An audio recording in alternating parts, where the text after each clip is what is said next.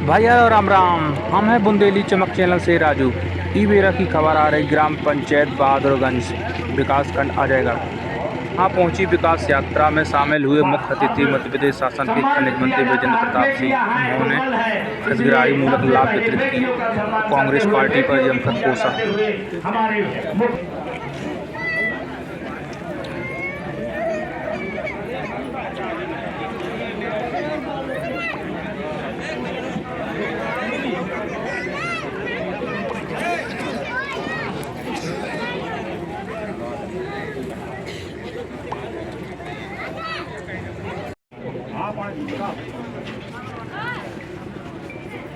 बताओ ना सर।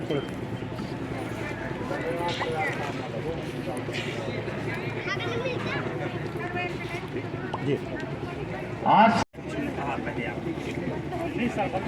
आदरणीय सरपंच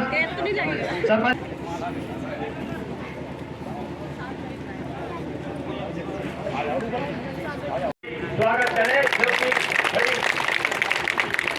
और वार्ता भी किया है। आज भी इस यात्रा का मुख्य उद्देश्य यही है कि ग्राम पंचायत में यदि कोई पात्र व्यक्ति योजनाओं से छूट गए हैं, आज भी हमने काउंटर बनाया है। आपको अपनी समस्या बतानी है, उसकी पावती लेनी है।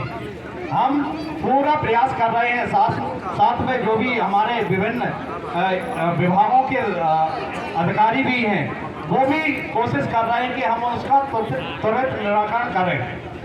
तो इस प्रकार से ये चाहे वो पेंशन योजनाएं हो, खाद्यान्न पर्ची हो, प्रधानमंत्री आवास में यदि कोई किसी को लगता है कि हमने आवेदन दिए थे लेकिन निराकरण नहीं हुआ है, तो उसमें आपको बताना चाहता हूं कि केंद्र सरकार का एक लंबे, क्योंकि 5 तारीख से रविदास जी की जयंती के अवसर से ये विकास यात्रा चालू हुई है। और ये मेरा सौभाग्य है कि पहली पड़ाव में हम अपने पड़ाव तो बहुत दिन से आपके इसका चल रहा है विकास यात्रा का, लेकिन मैं पहले कार्यक्रम में आज विकास यात्रा के किसी भी कार्यक्रम में अपनी विधानसभा के अंदर से, क्योंकि आपको विदित होगा कि अभी हम परसों हम आपके बाहर 7-8 दिन की यात्रा में हम विदेश गए थे, साउथ अफ्रीका गए थे।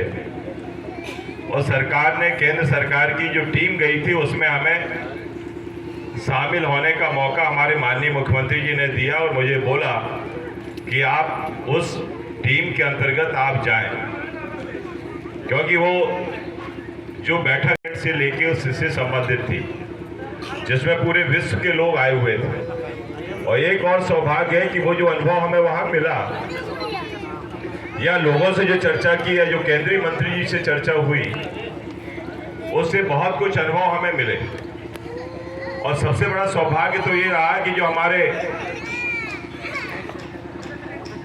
देश के, हमारे फादर ऑफ नेशन, हमारे राष्ट्रपिता महात्मा गांधी, उनने जो 21 साल बिताए साउथ अफ्रीका में, तो उनके भी हमें स्थान देखने को मिले। क्योंकि महात्मा गांधी जी की हमने पुरानी फोटो तो बहुत देखी है, चादर लपेटे हुए, छड़ी लिए हुए, सिर घुटाए। विकास की बात है, उनके पास कुछ कहने को नहीं है। बुराई करना सबसे आसान है। किसी की ऊंचाइयों के बारे में, या किसी के विकास के बारे में, किसी के अच्छाइयों के बारे में बताना सबसे कठिन है। और बुराई भी बताओ तो कोई बिना आधारहीन के बताओ तो और अच्छा है। उनने कहा हमारे 15 महीने की और उनके 100। हम तो ये कह रहे हैं कि उनने जो वचन पत्र लिखे थे, जो वचन पत्र में लिखा था कर्जा माफी का, बेरोजगारी भत्ता देने का, कन्या विवाह में 50,000 रुपए देने का, मैं तो उनसे बोल रहा हूं कि एक भी वचन पत्र का वो बता दें जिनके न होने के कारण सिंधिया जी जैसे लोग, उनके नेता बाहर निकल गए और सरकारें गिर गई। यदि कर्जा ही माफ कर दिया होता तो भी रहे आते,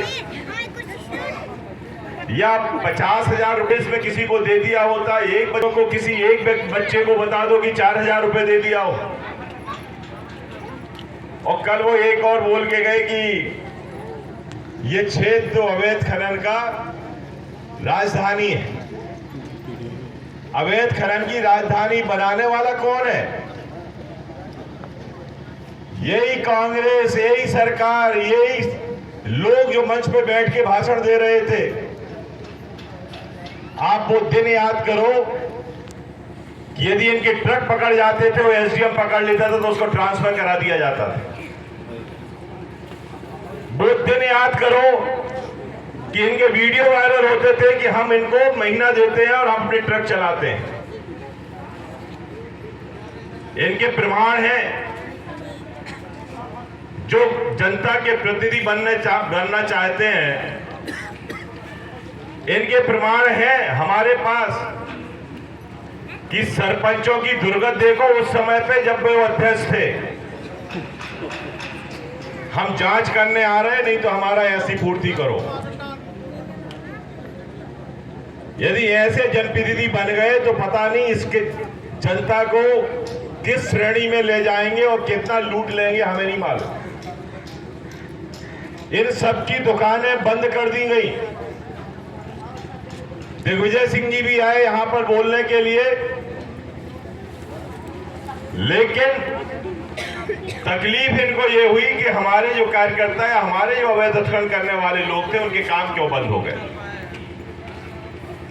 मैं तो आज खुले मन से कहता हूं कि एक भी ऐसा व्यक्ति बता दो जो हमारा हो या हमारे पार्टी का हो अवैध उत्खनन कर रहा हो।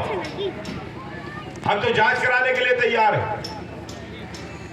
यदि छोटे मोटे लोग कोई ग्रामीण स्तर पर पंचायत के किसी कामों में काम कर रहे हैं तो वो तो उनको स्वाभाविक काम,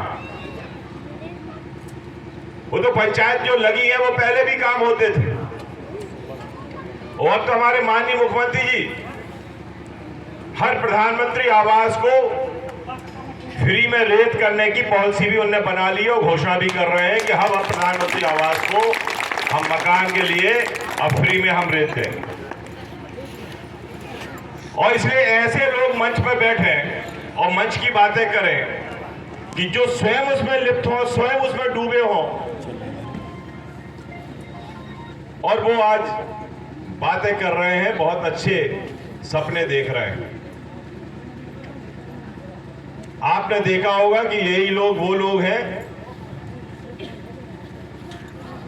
कि मंदिर जैसे मुद्दे का इन्हें विरोध किया। ये वही लोग हैं कि कभी जम्मू कश्मीर को भारत से जोड़ने का प्रयास ही नहीं किया। यदि आज नदी जोड़ो अभियान हो रहा है, विकास की रास्ते यदि बढ़ रहे हैं, यदि हम विकास यात्रा लेके निकले हैं तो हमने विकास, आप ये बताइए 60 साल राज करने के बाद किसी गरीब का आवास देने के लिए यदि इन्होंने कोई घोषणा की हो या कोई पूर्ति की हो। प्रधानमंत्री आवास आप लोग कह रहे हो कुटीरें दो, कुटीरें दो। कांग्रेस के समय पे कोई कुटीर मांगता इसलिए नहीं था कि मिलती नहीं थी। और इंदिरा आवास आए थे तो कभी आदमी, आज भी आप बता दो कि कोई भी इंदिरा आवास में आदमी रह रहा हो, एक तो बने नहीं, वो बने हैं तो जानवर उसमें घुसे। और इसलिए आज जो भी प्रधानमंत्री आवास बन रहा है तो उसको हम मकान, उसको पक्की छत मिल रही है, साथ में हम उसके लिए बिजली भी लगा रहे हैं और भविष्य में हर घर में नल भी लगाने का हम काम करने वाले हैं और जल भी पहुंचाने वाले हैं। मजगाएं जैसी योजना यदि चालू की गई तो भारतीय जनता पार्टी ने चालू की, 60 साल के इनके शासन में चालू नहीं हुई। यदि हम 220 केवीए का पावर स्टेशन अजयगढ़ में हम चालू करने वाले हैं तो ये भारतीय जनता पार्टी के समय पे चालू हुई, कांग्रेस ने नहीं चालू की। नहर पट्टी की रोड जो आजादी के बाद से कभी किसी ने नहीं सोची थी कि बनेगी, यदि वो 42 किलोमीटर की रोड 76 करोड़ की यदि हम मंजूर करा के लाए हैं तो भारतीय जनता पार्टी के शासन में हुई है, कांग्रेस के समय पे नहीं हुई। आज यदि बीरा में सब स्टेशन बन रहा है तो ये भारतीय जनता पार्टी के शासन में बन रहा है। बेलेरी घाट का पुल यदि मंजूर हुआ है तो ये भारतीय जनता पार्टी के शासन में मंजूर हुआ है। यदि नेहरा से नहरी का पुल मंजूर हुआ है तो ये भारतीय जनता पार्टी के शासन में मंजूर हुआ है। बरियारपुर से बंधा के लिए यदि हम रपटे का जो मंजूरी कराई है तो ये भारतीय जनता पार्टी के शासनकाल में हुई है। और अभी हम बताना चाह रहे हैं कि 17 तारीख को हमारे केंद्रीय मंत्री वन विभाग के भूपेंद्र यादव जी आपके बीच में आने वाले हैं अजयगढ़ में। तो जो हमारी रोड आपकी बगोहा की फंसी है नेशनल पार्क में, उसकी भी हम मंजूरी की मांग उनसे। अभी हमारे उमेश जी हमारे साथ गाड़ी में थे, हमें उनसे क्या क्या मांग करनी है वो हम उसको लिख रहे थे।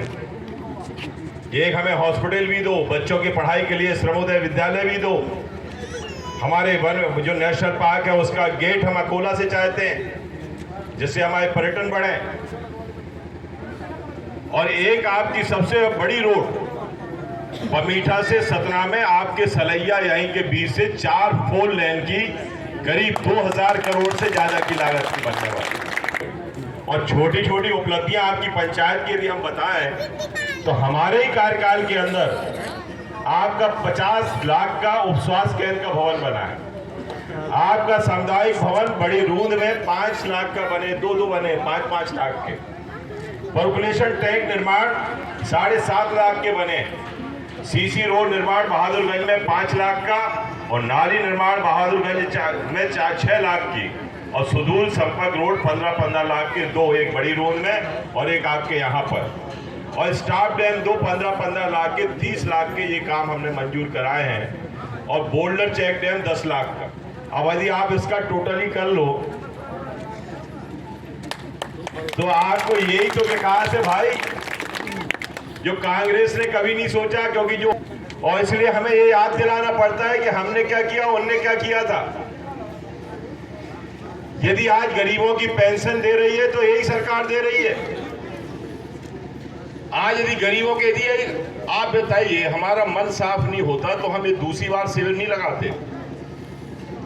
जन सेवा अभियान में भी आपके बहादुरगंज हम आए थे, उस समय हमने आपके आवेदन लिए थे।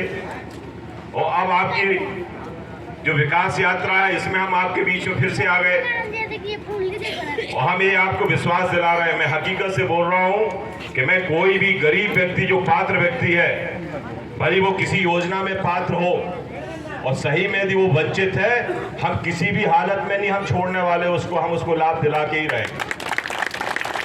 चाहे उसकी दवाई की बात हो, चाहे उसके राशन की बात हो, चाहे उसके आवास की बात हो या उसके राशन कार्ड की बात हो और चाहे गरीबी रेखा की बात हो। हमारे तहसीलदार साहब यहाँ पर होंगे। मेरा आपसे सबसे बड़ा मेरा ये कहना है आपसे भी कि कोई भी गरीब, और सही में आप देख लो कि यदि वो सही में गरीब है तो जबरदस्ती फॉर्म में नंबर बढ़ा के उसको अपात्र मत करो, उसको गरीबी रेखा में जोड़ो जिससे शासन की योजनाओं का लाभ। देखो अपने को थोड़ा सा हम लोग जो विकास यात्रा कर रहे हैं या हम लोग काम करने के लिए चाहे हमारे प्रशासकीय अधिकारी हो तो थोड़ा बहुत ज्यादा भी दे देता है। और यदि जो देने के मूड में है ही नहीं तो जो दूसरे को दे रहा उसी में से कुछ खींच लेता है। जनप्रतिनिधि भी देने के मूड है कि हर गरीब को, हर गांव के व्यक्ति को जो लाभ मिलना चाहिए वो हमें दिलाना है। और इसलिए आज हम आपके बीच में आए। अभी एक सीसी रोड की मांग हमारे महाराज जी कह रहे थे कि ये पिछली बार इन्हें हमें बुलाए कोस रखे हैं करोड़ों अरबों के। हम आपसे वो बड़े खुश थे कि आप हमारे आए, उद्घाटन में आए, मंत्री जी के साथ आपने उद्घाटन किया। क्योंकि आप खुश तो हो लेकिन आप हमें भी खुश करो। बोले साहब कैसे? हम कि आप CSR फंड से गरीबों के लिए हमें पैसा दो जिससे उनकी व्यापार लाडली लक्ष्मी पेंशन अभी तक पेंशन बहुत का यार कितनी मिलने हैं। BPL नहीं रह पाती दोनों भैया BPL पहले का ही नहीं बने। सुदर्शन